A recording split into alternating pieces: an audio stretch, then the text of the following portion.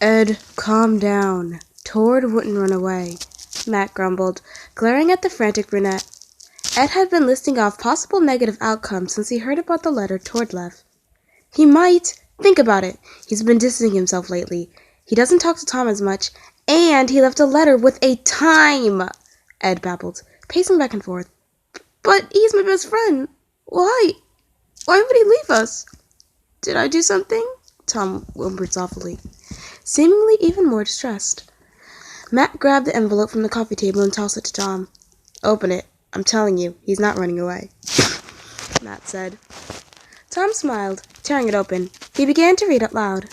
To whoever finds this letter, if you're reading this, I'm already dead. Tom choked on a sob.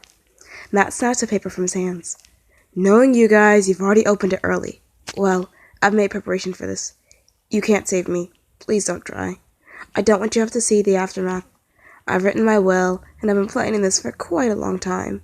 Years. I've dealt with the voices in my head for years. They won. I can no longer take it.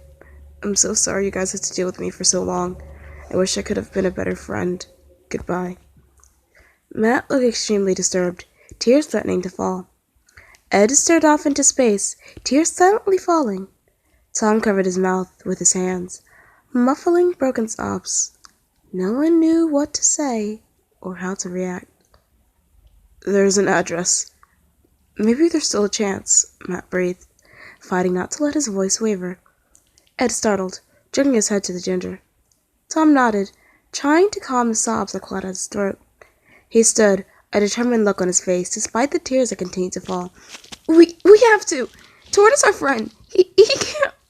His voice shook and broke at simply the thought of their friend dying. Matt agreed, rubbing his eyes harshly.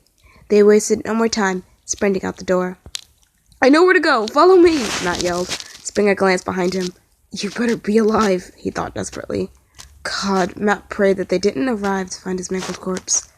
There had to be time. Tord couldn't die like this. Finally, they arrived at a tall apartment building.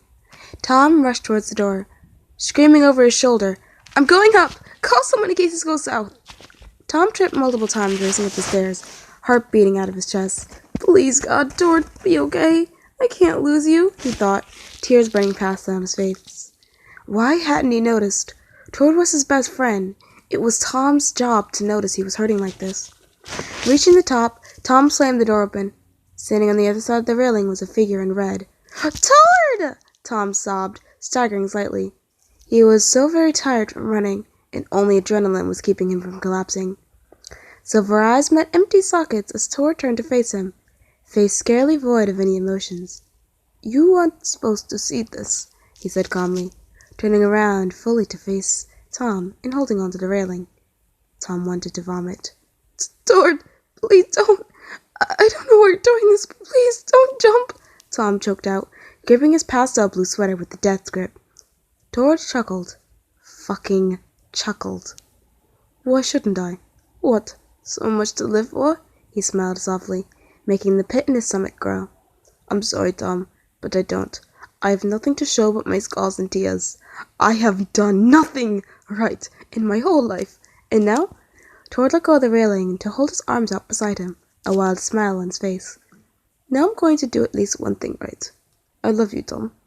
With that, Tord leaned back, allowing gravity to do its work. No! Tom sprinted, managing to grab his wrist. Just barely. His stomach pressed painfully against the metal bar, but that was the least of Tom's concerns. Tord looked up at him in shock, tears escaping Silver eyes. Tom began to speak, desperately trying to pull the Norwegian up. You're wrong. You have plenty to live for. You do plenty right. You have me. You make me happy. I can't live without you, Tord. Don't leave me. I love you. Tom wailed brokenly, praying that he had enough strength. Damn it. Why wasn't he stronger? Tord looked down for a moment before looking back up at Tom. Terror in his eyes, but a warm, comforting smile on his lips. I'm sorry, Thomas. Tord's wrist slipped from Tom's grip, sending him plummeting to the ground. He's in surgery. He won't be accepting visitors for a while now, a nurse said softly to the three. She wore a solemn look on her face. We will call you if anything happens or when he is stable enough to accept visitors. Thank you, Matt mumbled, voice hoarse. The young woman gave one final smile before walking away. The three males sat there for a few more minutes before Matt finally spoke. We should head home. There's no point in being here if we can't see him, and he would want us to take care of ourselves. Tom sniffled, standing on weak legs. Ed helped him walk as they left the building. Not wanting to walk, Matt called them a taxi. It was a surprisingly silent ride to their home, everyone in their own little worlds. Ed found it hard to unlock the front door, his hands shaking sporadically. He finally managed to shove the key into the keyhole, opening the door with a little more force than necessary. Without a word, they all went to their respective rooms, blatantly ignoring the fourth door. Ed softly closed his door, sliding down to the floor. He shook, tears flowing like waterfalls, but not a sound left his lips. Drawing his knees to his chest, Ed cried softly. Tord was one of his best friends, having known him since childhood. Seeing him like that, so broken, being forced to watch as his body made contact with the ground, that sickening crunch of bones and flesh being broken, it sent a shiver down his spine. Ed cried until his tears ran out, until his world faded to black as sleep overcame his tired mind. The sounds of sobs drifting through his walls barely registered in his mind, or when they stopped. Matt slammed his door, hot, angry tears spilling down his face. He hated it, hated crying, showing any weaknesses. Even so, he couldn't stop himself now. Matt dropped to his knees, images flashing in his mind, blood, wide clouded silver eyes, broken bones stabbing through pale skin. It was all so sickening. He gripped his shirt, soft sobs shaking his body. Tord was always the innocent one of the group, one whom he'd vowed his life for the day he met him. Always so smile, even if he was the second tallest. Matt always suspected something was wrong, but never said anything. He should have. Now Tord was fighting for a life he no longer wanted, and it pained Matt. The ginger didn't remember passing out. It just happened. Tom closed his door, stumbling to his bed as a saw clawed its way up his throat. Tom could hardly breathe, and it took him a moment to realize that the ugly screams were him. The Brit never liked his crying. Tord, his best friend in the whole wide world and long-term crush. Feelings first arose in freshman year of high school, and only got worse as time went on. Tom could hardly bear the thought of losing Tord, and wasn't afraid to admit he loved him. Tom should have noticed, should have been quicker. If he was faster, he could have stopped him before he jumped. If he was stronger, he could have pulled Tord up. Tord said he was a failure, but in reality, Tom was the failure. His throat burned and his voice was hoarse. Hours passed as he cried until he could no longer. Tom stared blankly at his pastel walls, reminding him of the happiness he may never have again. Sleep did not come to the brunette as he laid in silence. Finally, the clock reading 4:30 a.m., Tom stood on shaking legs. He wandered out into the hallway, leaning on the wall for support. He stumbled into the kitchen. Rummaging through the fridge, he found something he didn't even know they owned, a bottle of Smirnoff. Shrugging, Tom grabbed it. He took a swig, cringing as it burned his throat.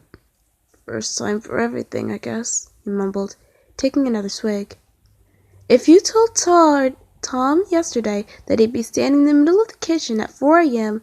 getting drunk, he'd probably laugh at you. Yet, here he was. His eyes shifted around the kitchen, landing on a small kitchen knife. Feeling the alcohol take effect, Tom set the bottle down on the counter, grabbing the knife and rolling up his sleeve. What's the big deal? He slurred, bringing the knife to his wrist. Messily, he sliced his skin, hissing out in pain. Tom watched as the crimson dripped onto the white counter. He made another cut, then another. He took another swig of Smirnoff, watching the blood pool with intent interest. Tom? Looking up, Tom met the horrified gaze of Matt.